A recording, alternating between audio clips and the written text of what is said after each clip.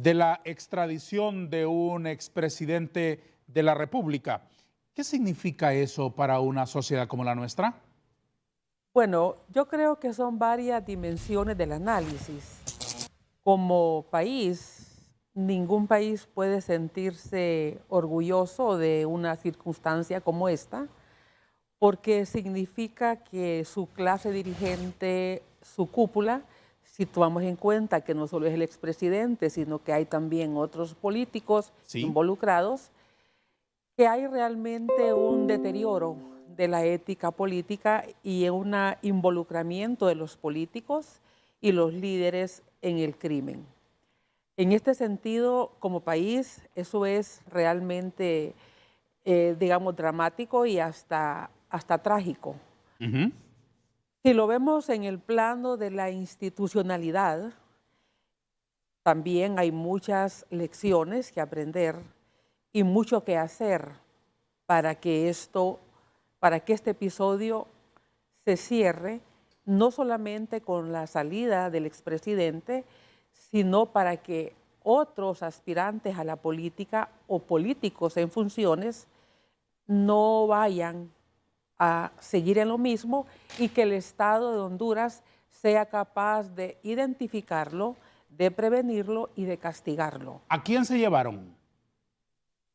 Al expresidente, en este caso Juan Orlando Hernández, ¿Qué representa él? los últimos años es la dirigencia máxima del Partido Nacional. Es el presidente, fue el presidente de Honduras por 8 años, presidente del Congreso Nacional por 4 años. Estamos hablando del nivel más elevado que un ciudadano aspira a, cuando es un político. ¿Cuáles son los hitos más importantes en la vida política de Juan Orlando Hernández? Bueno, yo creo que si lo vemos desde esta perspectiva, él comienza como dirigente estudiantil de la Asociación de Estudiantes de Derecho. Entiendo que fue presidente de esa asociación, fue becario o estudió en Estados Unidos, eso es lo que entiendo, Ujú. y luego comienza una carrera política a principios de este siglo. Ujú. Entonces, en ese sentido, creo que para los partidos políticos es un enorme reto y creo que cuando hablo de institucionalidad me refiero incluyendo a los partidos políticos que se han desentendido de auscultar, de ver quiénes lo dirigen, quiénes están al frente de su institución Ujú. y también para las instituciones jurisdiccionales que tienen que hacer el trabajo de investigación.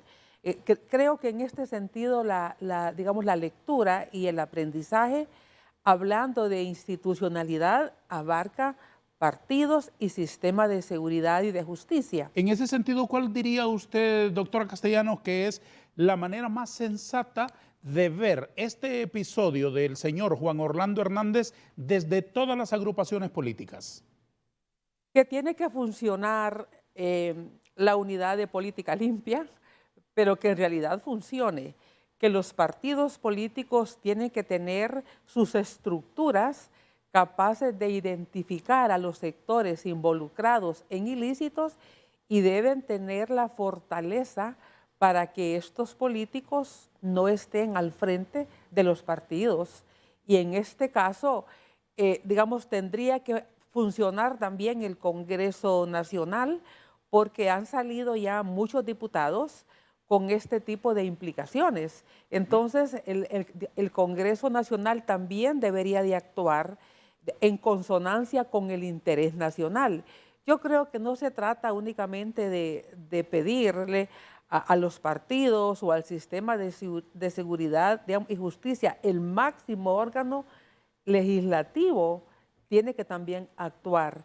Y si nos vamos al otro plano, que ya es el personal, yo creo que en este caso la salida del expresidente tiene un tema de Estado que tiene que ver con lo que he hablado y tiene que ver un tema ya personal, familiar, que incumbe al ámbito de su familia. ¿Cabe aquí que los adversarios de Juan Orlando Hernández abran el baile, celebren? Digamos, yo creo que lo van a hacer y ya hemos visto expresiones de ese tipo en muchos momentos. No sé qué tanto a nivel de las dirigencias máximas de los partidos de oposición, pero sí a nivel de las bases, de los militantes. Hemos leído expresiones en las redes, hemos escuchado planteamientos y sin duda creo que este desgaste del Partido Nacional, incluyendo por este tipo de razones, es lo que hace que haya un triunfo muy significativo del Partido Libre el 28 de noviembre pasado. ¿Estamos ante un supercapo o estamos ante un político que se vinculó con las oscuridades?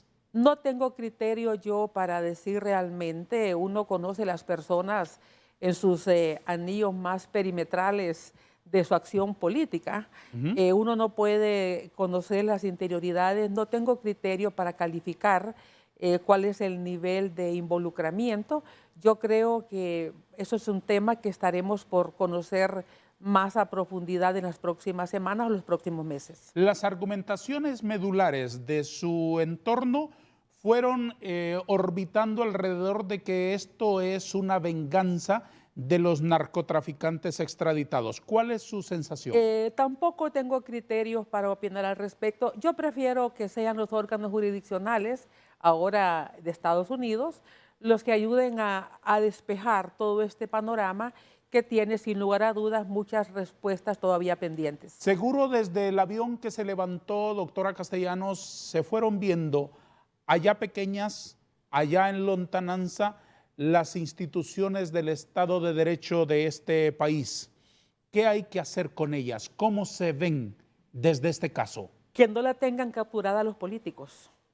Ese es el problema en el país, que las instituciones del Estado de Honduras han estado capturadas en principio por el bipartidismo y ahora las vamos a ver capturadas por el tripartidismo. Por eso es que la corrupción en el país, en términos generales, nunca se combatió y por eso es que la impunidad en el país se ha fortalecido. Cuando nosotros, mi generación creció conociendo los casos del Banana Gate, de los charcos, del lechazo, de todos aquellos asos que conocimos, De de la las CONADI. quiebras de Conadi, de las quiebras financieras, que todos tuvimos que pagar esas quiebras financieras y nunca pasó nada, porque el Estado de Honduras ha sido un Estado capturado por los partidos políticos, por los dos partidos políticos. Y en este caso yo diría, el Partido Liberal gobernó 20 años y el Partido Nacional ha gobernado 20 años. El Partido Liberal tuvo mayor preeminencia los primeros 20, con 16 años de los 20, porque el presidente Calleja solo estuvo entre el 90 y el 94, y el Partido Nacional con más preeminencia los últimos 20, porque el Partido Liberal solo estuvo en el poder 3 años y medio, que son los del expresidente Zelaya. Entonces yo creo que los dos partidos tienen una alicuota de responsabilidad de la institucionalidad que se ha creado en el país. La diferencia es que obviamente los últimos 20 años penetró mucho más el crimen. Ya no hablamos solamente de la corrupción económica, sino además de apañar, acompañar, ser parte, permitir, tolerar, recibir apoyos de estas bandas que se dedican al crimen. ¿Dónde está el Ministerio Público? Yo creo que si vemos el Ministerio Público se crea en 1993. El primer fiscal general lo nombra el doctor Reina.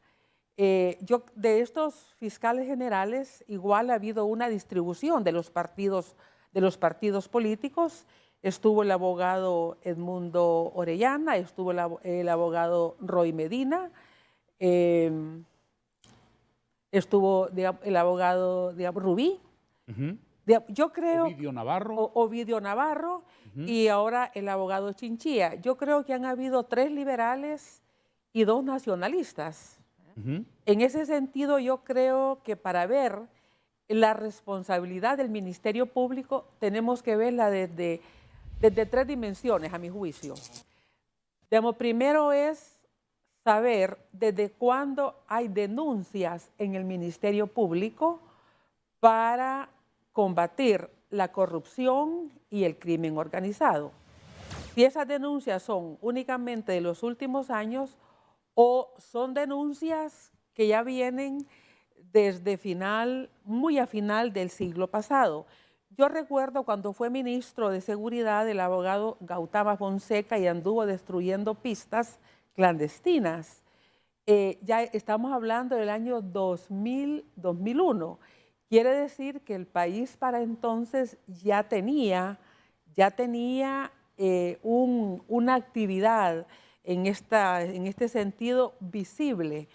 En una ocasión que entrevistamos al abogado Gautama Fonseca, nos comentó que estaba dedicado a esa tarea porque a Honduras estaban a punto de desclasificarlo como país que sí, digamos, que no estaba colaborando con la corrupción al combate a las drogas. Entonces, yo creo que muchos vieron para otro lado mientras crecía toda esta actividad en el país. Entonces, desde mi perspectiva, hay que ver primero cuándo comienzan las denuncias o cuándo empieza a operar y por qué, si ya Gautama Fonseca en aquellos años andaba destruyendo pistas, ¿por qué no actuaron el resto de las instituciones que tenían que hacerlo? ¿Eso abarca la policía y las Fuerzas Armadas? Por supuesto, ellos tienen servicios de inteligencia que sin lugar a dudas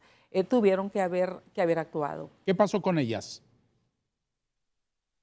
Habría que preguntarle a ellos realmente por qué no actuaron, qué les impidió actuar, porque uno puede, digamos, la lógica nos dice, si el abogado Fonseca anduvo destruyendo pistas en Yoro, en Copán, en Olancho y en otros lugares, ¿por qué, si la policía hizo ese trabajo, por qué no actuaron el resto de instituciones? Como hablé de 3 dimensiones, la otra dimensión es ver qué tipo de delito se persiguió en cada gestión del Ministerio Público. Si solo se dedicaron al delito de bagatela o si en realidad se dedicaron a los delitos realmente de este nivel. O a uno que otro delito de corrupción cuando se trataba de adversarios políticos, que es otra variable. Y la última dimensión que yo miraría es de los casos que se acusaron, cuántos los tribunales de justicia dieron sobreseimiento, aún teniendo las pruebas.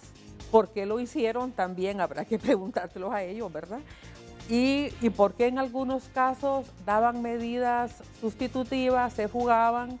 Entonces, yo creo que el entramado es muy complejo y ojalá que el Instituto de Investigaciones Jurídicas de la universidad pudiera hacer esta tarea, porque yo creo que el país se merece ese tipo de explicaciones y se merece ese tipo de respuestas. Respóndame con un monosílabo. ¿Podríamos decir a manera de síntesis que es la politización la que abrió el portillo por donde se metieron las aguas pútridas a todo el Estado de Derecho?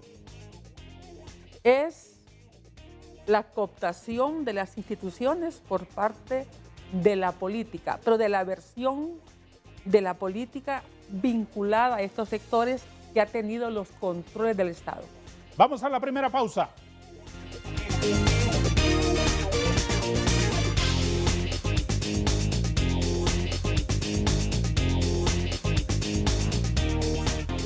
Cerrando este capítulo de la extradición del expresidente para ver el presente y ver el futuro, doña Julieta, ¿cree usted que los Estados Unidos sigan pidiendo políticos de altísimo nivel que ellos consideran que se han vinculado con el crimen organizado?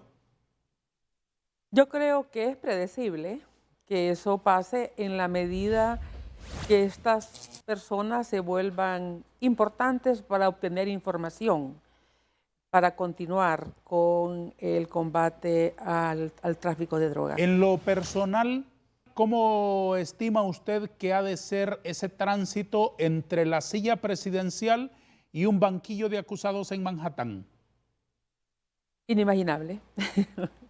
Inimaginable. No creo que uno pueda concebir ese tipo de situaciones y probablemente es una experiencia que está viviendo el expresidente. Ujú. Ver ese tránsito rapidísimo, ¿verdad? Muy rápido. Hay que darnos cuenta que fueron que 17 días después que entrega el poder. Ujú. Entonces fue muy rápido y me imagino que él y su familia lo están viviendo de una forma muy trágica, me imagino yo, ¿verdad? ¿Cuáles son las principales lecciones que deja este episodio de la vida nacional para el régimen actual? Bueno, yo creo que ellos estarán haciendo sus valoraciones en todo sentido, valoraciones en la institucionalidad, en el desempeño de aquellos entes que son parte del gobierno estrictamente y los que son otros poderes del Estado y otros organismos descentralizados. Yo creo que a todo país le deja lección. ¿Y eso una- aplica para los políticos en general, de todos los signos? y si no aplican, no están aprendiendo la lección, ¿verdad? Así de sencillo, No ¿verdad? están en nada. Así es. Pero como creen que nunca van a perder el poder, que yo creo que es una de las lecciones, quizás sea una lección muy importante, Ujú. darse cuenta que el poder es transitorio. Es una especie de somnífero el poder que emborracha, que hace perder el piso y que da la impresión, como la impresión que tienen los jóvenes en la adolescencia, que el tiempo no va a transcurrir, que aquello es eterno.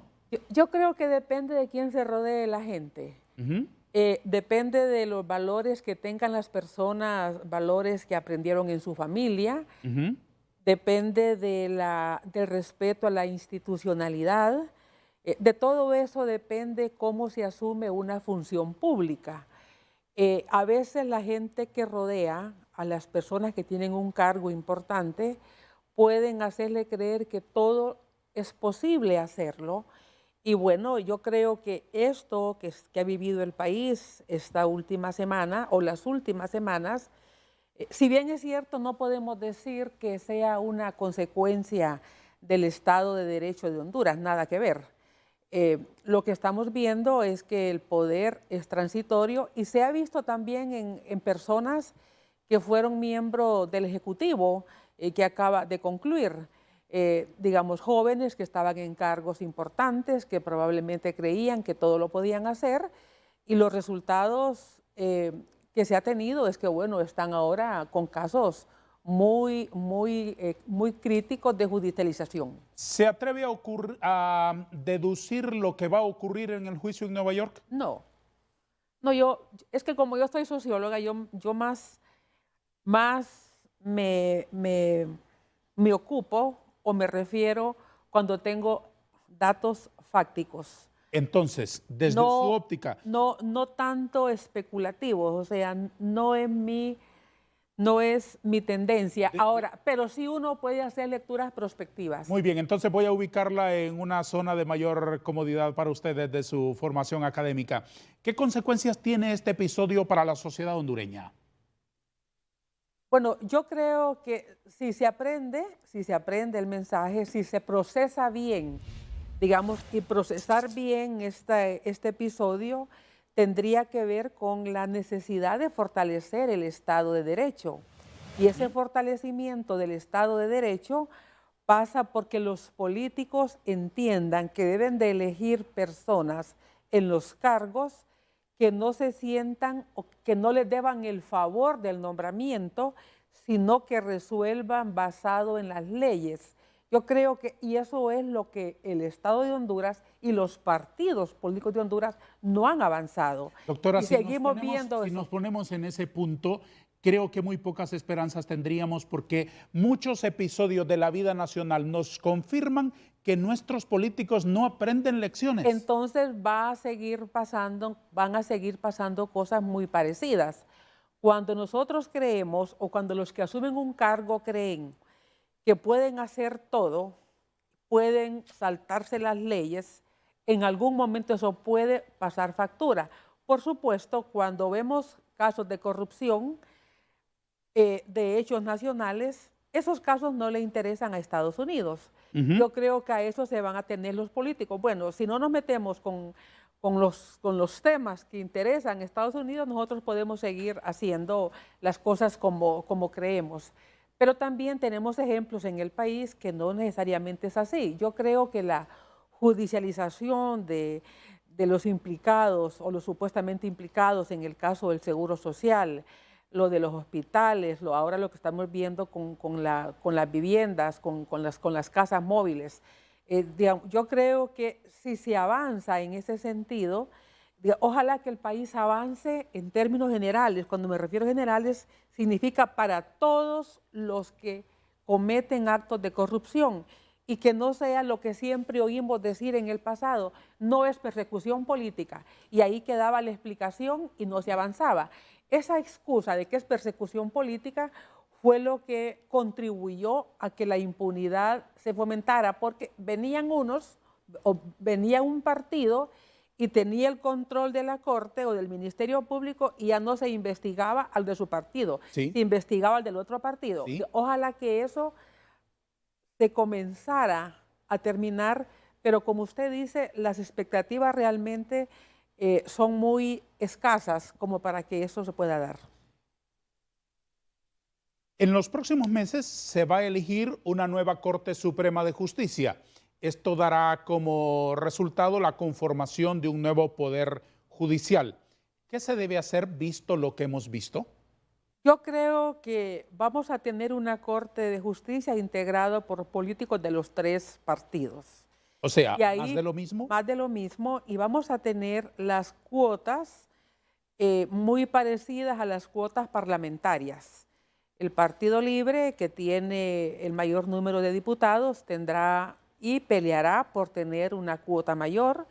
El Partido Nacional tratará de tener la segunda cuota en cuanto a número. El Partido Liberal, la tercera cuota, y por ahí algún magistrado que probablemente del Partido Salvador de Honduras. Yo creo que los políticos siguen viendo el poder con esa dimensión, porque también lo vemos en las instituciones. Ujú. Cuando un partido político gana el Ejecutivo, entrega el Ejecutivo a las corrientes internas. Sí. O sea, gana el Partido Liberal, se lo distribuye a las corrientes internas. Ganaba el Partido Nacional, igual. Al candidatos que perdían les entregaban unas instituciones y al que ganaba pues se quedaba supuestamente con las de mayor carga presupuestaria, Una tajadita, ¿no?, para cada uno. para cada uno. Igual estamos viendo ahora, ¿verdad? Los que se rebelaron en Libre les han dado algunas instituciones. Entonces, en ese sentido, yo creo que el concepto de poder de los tres partidos mayoritarios no ha cambiado. Y es lo que vamos a ver, y vamos a ver inclusive, me parece a mí, una confrontación partidaria, porque van a pelearse las cuotas dependiendo de los porcentajes parlamentarios que han tenido en estas elecciones. ¿Cómo ve el gobierno de la señora de Zelaya?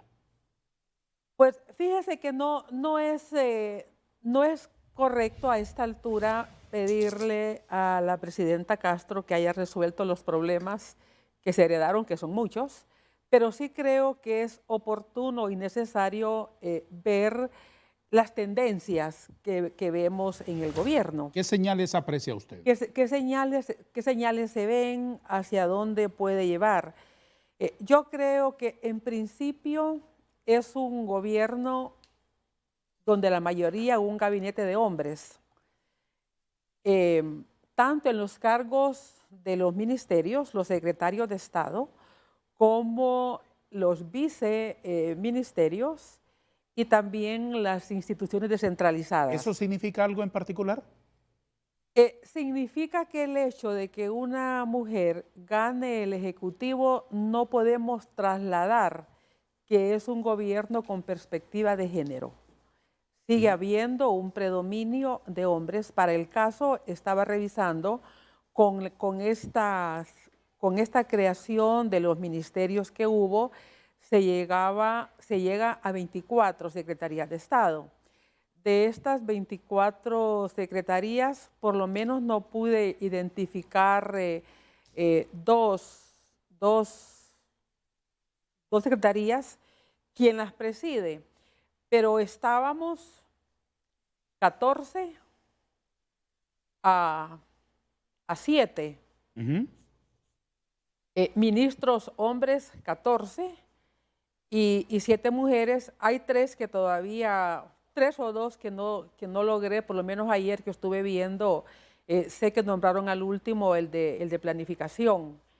Eso es un sector importante, pero en las instituciones descentralizadas y desconcentradas, Sí. la proporción es igual o es mayor. Estaba enumerando el día de ayer, haciendo este análisis comparativo, y de 47 instituciones donde ya hay nombrados a nivel de directores,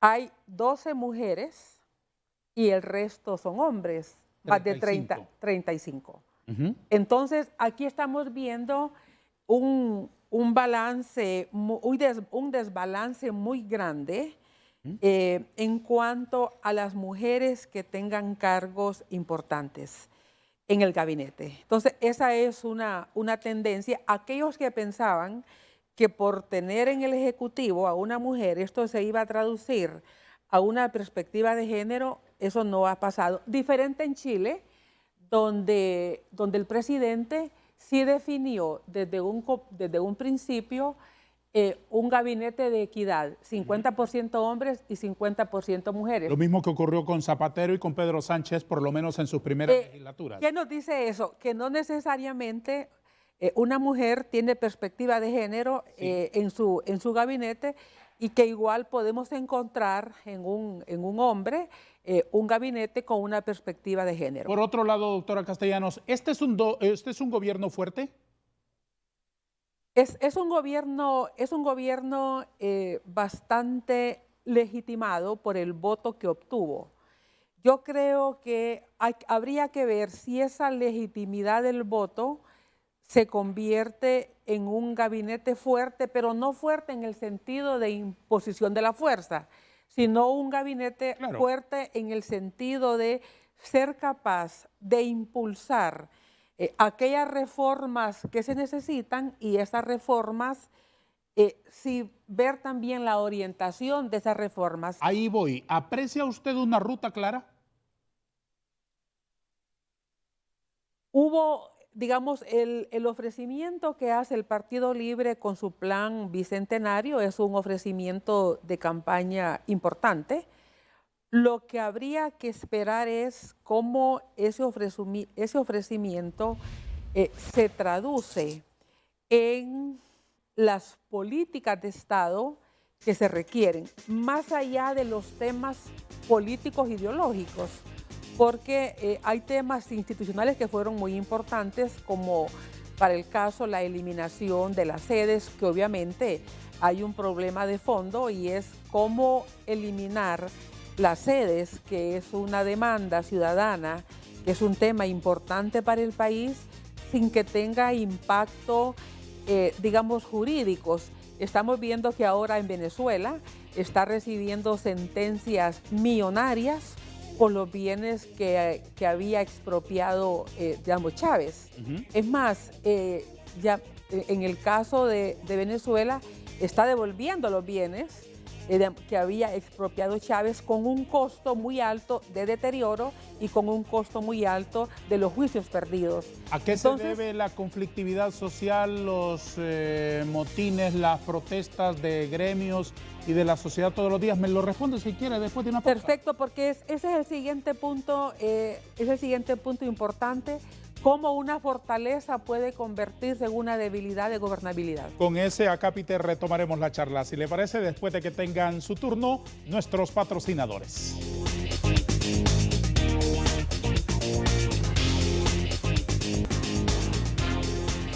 Inclinado alegremente sobre esta mesa de trabajo y queriendo escuchar las mejores mentes lúcidas de este país, disfruto de la compañía de ustedes cada domingo, después de Noche de Gala por Canal 5 y a las 5 de la tarde a través de Telesistema Informativo. Dibujo y converso y dibujo, y me siento honrado porque ustedes son nuestros acompañantes en la televisión abierta y también en nuestra multiplataforma de internet. Ahí en el dominio www.televicentro.com, en la red mundial de computadoras, pueden disfrutar de fechas pretéritas, de programas de fechas pretéritas, con la lucidez de nuestros invitados y con mis propias curiosidades. Estoy avanzando bastante en el dibujo con el que la honraremos este domingo, doctora Castellanos, así muy guapa como es, con unos papeles, con unos libros, con ese dije de ese collar tan maravilloso que lleva hoy a juego con el verde de la esperanza. ¿Le parece? Gracias. Lo más importante será su opinión, por supuesto que sí. ¿A qué se debe la conflictividad social de estos 90 días de un gobierno recién nacido? Yo creo que tiene varias causas. Uno de ellos es la enorme expectativa que generó un cambio de gobierno, sobre todo después de 12 años que estuvo el Partido Nacional. Hay que darnos cuenta que Libre como tal lleva 8 años de haber sido creado, Sí. pero como liberales desplazados después del golpe al Ejecutivo, pues son 12 años. Tiene una militancia y si viendo que Libre se nutre tanto de liberales o de liberales que estuvieron en el partido y se pasaron a Libre y de otros sectores, pues ellos esperan una ubicación en el empleo. Eso es, creo, la primera razón, esa enorme expectativa y necesidad de empleo. En segundo lugar, ellos no tuvieron una alianza con el Partido Salvador de Honduras preelectoral. Yo creo que una alianza preelectoral delimitando los espacios de poder hubiera sido mucho más claro y en ese sentido los militantes de Libre y algunos dirigentes de Libre, una vez que ganan las elecciones, Más fácil de manejar. es más difícil de manejar porque ellos no reconocen lo que tributó el PCH a ese triunfo. Yo me refería más fácil de manejar si hubiese habido un acuerdo preelectoral claro. mucho más profundo, mucho más claro. Mucho más profundo. Si hubiese habido una alianza preelectoral, pero más allá o sea, una alianza mucho más delimitada a los espacios Sí. de la coordinación. De ahí que vimos que desde el mismo núcleo interno de Libre, del primer anillo de Libre, se divide con el tema de la presidencia del órgano legislativo. Cuando nosotros vemos que la persona que era mano derecha del presidente anda gestionando candidatos para ser presidente del Congreso al margen de un acuerdo, eso es un desconocimiento del acuerdo, pero además es poner en duda el poder de la presidenta electa en ese momento y del coordinador del partido, porque se rompe el núcleo de Libre y se rompe con 23 diputados, creo, ¿no? 25 creo que llegaron a alcanzar. Sí, entonces eso era más del 45%, entonces si llegaron a 25, llegó al 50%, entonces en ese sentido no fue cualquier ruptura, y es una ruptura que a mi juicio todavía no se ha resuelto. ¿Eso debilitó a Libre para los próximos 4 años? Y yo creo que no solo lo debilitó, sino que le hizo pasar muy malos momentos a la presidenta electa, o sea, que el partido se dividiera antes de la toma de posesión. Digamos, yo creo que todos esperábamos en Libre algunos movimientos allá por los 2 meses, 3 meses, pero cuando el núcleo, porque es que no es cualquier fracción, es el operador político del presidente Zelaya en el Congreso el que se le va. Entonces, en ese sentido fue muy fuerte y ese fue un movimiento que todavía hoy creo se sigue pagando, digamos, Libre sigue teniendo esos costos. Y por otro lado, la militancia, que sí es preocupante. A mí me preocupa ver los colectivos de Libre actuar. Y yo creo, hace unas 2 semanas, yo planteaba públicamente y le pedí al expresidente Zelaya, y se lo pido de nuevo, que detengan esa acción de los colectivos como grupos de choque. Porque ellos van a decir, nosotros no le echamos la policía a las protestas, pero se puede estar constituyendo un grupo parapolicial. Entonces, el país, ¿quién se responsabiliza de las acciones de un grupo con características de parapolicías. Pues en este caso va a tener que responsabilizarse al partido que los formó, al partido que los sostiene y al partido que no los detiene en estas acciones. ¿A qué hechos concretos se está refiriendo? Me refiero específicamente a las acciones que han tenido los colectivos en la Secretaría de Salud o en algunos centros de salud. Ya lo tuvimos en el Alonso Suazo, cuando un grupo de enfermeras y de trabajadores de ese hospital, de ese centro de salud, estaban en una propuesta, digamos, llegan e intimidan. Lo tuvimos la semana pasada en el Hospital Escuela. Esto de ir a raptar al director y de encerrarlo en su oficina. Pero es que inclusive es más grave todavía que ir a secuestrar a un director, porque abrieron los portones y que entrara la gente en un hospital donde tienen que haber medidas por las patologías que ahí llegan, por los pacientes que llegan al hospital. Digamos, ahí llegan pacientes que sufren atentados, llegan pacientes que vienen de los centros penales, etcétera. Entonces, ya la seguridad del hospital ya es un tema que tiene una importancia, que tiene un peso, y se imagina cuando abren los portones y que entren todos. Mire, ese hospital que tiene 1,100 camas censadas, tiene límites para recibir visitas.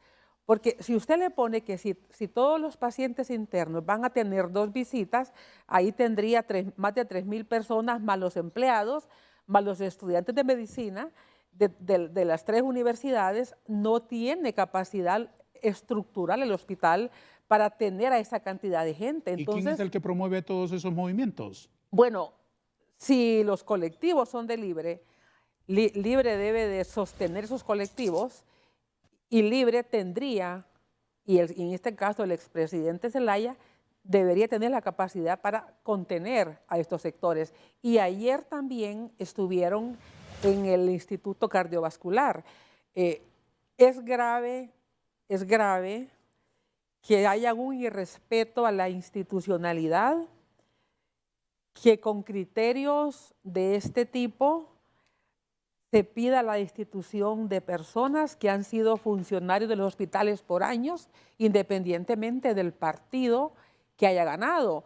Porque si nosotros vemos en el sistema de salud y en el sistema educativo, en realidad hay estabilidad laboral.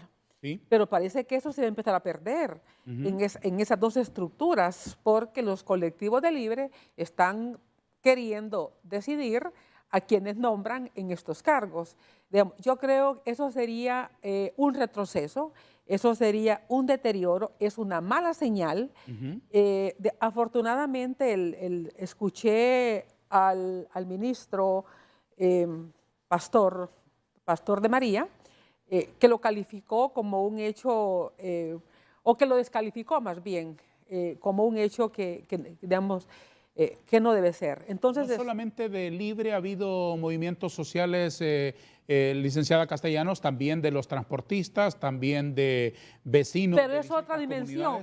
¿Sí? Pero es otra dimensión. Digamos, es diferente cuando es un movimiento por un reclamo de sectores, digamos, productivos, sectores comunitarios, porque eso siempre va a existir. Sí, pero no es tan usual que a 90 días del gobierno. Pero recuerde cómo surge Libre, o sea, surge Libre de la protesta, surge Libre de la calle, surge Libre de un rechazo a la autoridad constituida, porque la reconoce como ilegítima.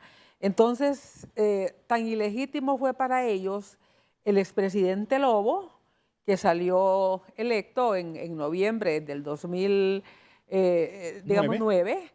como ilegítimo fue todo lo demás. Entonces, cuando usted tiene una generación de políticos que crece con ese concepto de la ilegitimidad de la autoridad, entonces ellos son eso. Y yo creo que Libre va a estar viendo este tipo de movimientos. Que Libre tenga, o que un gobierno, que cualquier gobierno, porque todos los gobiernos tienen protestas. Sí, claro. Todos los gobiernos. Claro. Que un gobierno tenga protesta de transportistas, de mineros, de de campesinos, de mujeres, de jóvenes, eso es normal. Pero que lo que tenga de su propio partido, eso sí, ya no es lo normal, ya no es lo esperado, Claro, porque se supone que el partido arregla sus cosas adentro, ¿no? desde luego. Si hay que repartir, reparte puestos, lo que sea, ¿no? Déjeme piropearle esas sandalias, rectora, que guapas sandalias y obviamente me exige muchísimo más detalle a la hora de registrarlas aquí en la caricatura. Con ese propósito me las puse. Para que estuviera más ocupado. Estoy bromeando. Yo lo entiendo muy bien. Muy bien, retomemos los asuntos más serios. ¿Cómo recibió usted ver la propuesta del designado presidencial de sembrar marihuana? Mire, es un tema que debe tratarse con seriedad y no solo verlo en el aspecto, eh, digamos, peyorativo, descalificativo de entrada. Eh, si se trata de usar un producto con fines terapéuticos, a mí me parece, mi opinión es que no puede sacrificarse a un paciente que necesita de estos medicamentos para sus terapias y para mejorar su calidad de vida, inclusive para sanar enfermedades. ¿Qué opina usted? Escuché al doctor Medina Ajá. y me alentó coincidir con él sobre este criterio de que en muchos países ya inclusive está aprobado el uso de los componentes de la cannabis para el tratamiento terapéutico. Hay que valorar si el Estado de Honduras tiene capacidad para tenerles el control realmente efectivo de una producción con fines terapéuticos o una producción con fines ilícitos. Mi comentario sobre esto segundo es que el Estado de Honduras no tiene capacidad para tener controles efectivos de una producción que puede ser desviado con fines ilícitos. Por lo tanto, si lo que se va a priorizar es el uso del medicamento, tendrían que buscarse las opciones de adquisición, pero no necesariamente el país produciéndola, si no tiene capacidad de una normativa efectiva para regularla, ahí sí sería se ampliaría más el problema que ya tenemos actualmente. Un corte comercial, son apenas 2 minutos.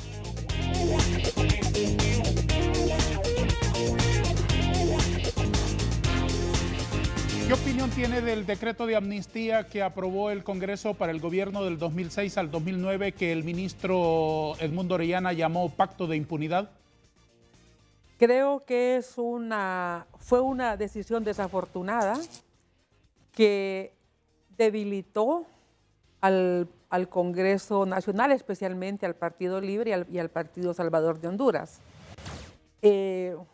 Ellos habían estado criticando mucho los pactos de impunidad, habían planteado una llegada a la CICIG, de un organismo parecido a la CICIG que hubo en Guatemala, y este hecho vino a poner en duda todo ese planteamiento. Duda razonable, sobre todo cuando se concretizaron algunos casos. Y yo quiero aclarar públicamente porque, digamos, conocí que algunos abogados a los que yo tengo una gran estimación y aprecio, se refirieron como que yo me oponía a la amnistía. Una cosa es oponerse a la amnistía, que no es mi caso, y otra cosa es que un decreto de amnistía esté profundizando la impunidad de la que nos quejamos en el país. ¿Eso puede condicionar la creación de una comisión internacional contra la corrupción? Puede condicionarla si en la medida de que hay demasiados frenos para investigar la corrupción, ¿a qué vendría entonces una misión de apoyo para combatir la corrupción y la impunidad? Y yo quiero referirme específicamente al caso del exgerente de Hondutel, que fue capturado el año 2007. 2007. O sea, el gobierno del presidente Zelaya no había cumplido ni 2 años. No era por la cuarta urna. A él se le captura por el caso del tráfico gris en Hondutel de Latin Node. Sin ninguna motivación política. Sin ninguna motivación política. Entonces, yo creo que muy difícilmente el Congreso Nacional va a poder, o la aprobación, quienes aprobaron esta ley, van a poderse quitar esta pancarta que ya tienen, en cuanto a que aprobaron un decreto que favoreció la impunidad. Vimos en esos días que el exalcalde de San Pedro Sula se le denegó la aplicación del decreto, pero que posteriormente se hizo. No tengo muy claro los casos del exalcalde de San Pedro Sula. Conozco más el caso del abogado Enrique Flores y mucho más claro en el caso de Marcelo Chimirri. Entonces, en este caso, en la medida que el PCH ofreció que iba a plantear una reconsideración porque aparentemente no se dieron cuenta, aunque eso es muy improbable, que se hiciera, que no entendieran lo que significaba, pero yo creo que lo que le ha pasado al PCH es que ha quedado atrapado bajo la égida de Libre. Y en este sentido, aquí el gran sacrificado también van a ser los candidatos, porque si se dan, los diputados, perdón, porque si se dan cuenta, los diputados no tienen un voto, digamos, de partido. Tienen votos como el mío y votos como el de otra gente que votamos por quien creemos que es el mejor candidato. Pero si vamos nosotros a levantarnos un domingo para ir a elegir diputados que van a hacer cosas muy parecidas o casi iguales a como los hacían los diputados. No tiene caso. No tiene caso. No tiene caso. No tiene caso. Una última pregunta porque solo nos queda un minuto, doctora Castellanos. ¿Qué opina usted de la intención del diputado Russell Tomé de eliminar la prueba de aptitud académica en el frontispicio de la universidad? Están haciendo política con el sistema educativo. Yo creo que los diputados deberían de informarse más cómo las universidades que logran realmente elevar su nivel lo han podido hacer. Tengo una caricatura para usted que la comparto con el público. Déjeme que nuestros espectadores vean la obra terminada con la que honramos su presencia hoy aquí en el programa Vanegas. La socióloga, la reputada socióloga hondureña doña Julieta Castellanos. ¿Qué opina de nuestro obsequio? ¿Cómo lo ve? Gracias, muy bien. ¿Le parece que Sí. le he hecho justicia? Sí, claro. Muy bien. Gracias. Gracias por apreciarlo.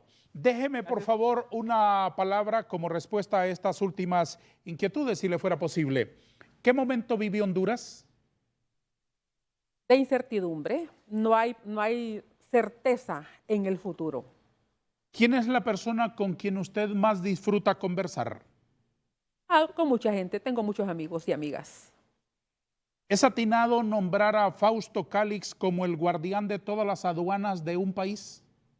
Yo creo que va a haber tiempo para conocer su desempeño y prefiero no calificarlo ni descalificarlo de entrada.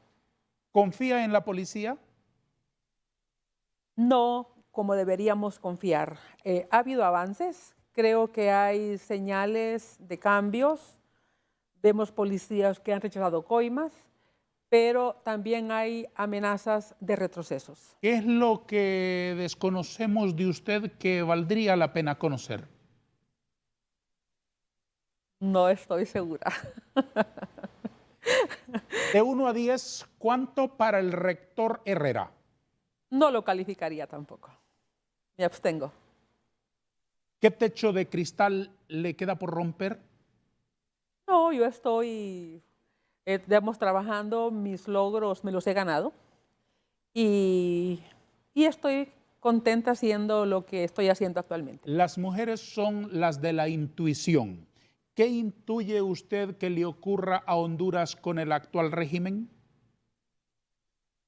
Yo creo que va a depender de las circunstancias. Económicamente el país tiene condiciones difíciles. Probablemente el gobierno vaya a satisfacer su militancia con temas políticos que sustentan a Libre. Y ahí creo que es donde podemos ver el movimiento de diferentes sectores sociales y políticos. Recomiéndenos un libro. ¿Qué libro le recomendaría? Bueno, yo creo que hay que ver lo que está pasando con la democracia en América Latina. Ese es un gran déficit de democracia. IDEA Internacional ha publicado su último informe y creo que ahí nos da un trazo bastante rápido de lo que pasa en cada país. ¿A qué debemos aferrarnos? A nuestros valores democráticos, a la equidad, a la inclusión y el respeto por los derechos. Estamos felices por su visita. Le agradezco mucho por haber destinado una hora de su domingo para acompañarnos. Gracias. Le deseo lo mejor, Mucha mucha gracias. salud, mucha felicidad y larguísima vida. Muchas gracias. Gracias, doctora Julieta Castellanos, que ha estado con nosotros en el programa hoy, que llega al minuto final. A todos, gracias. Adiós.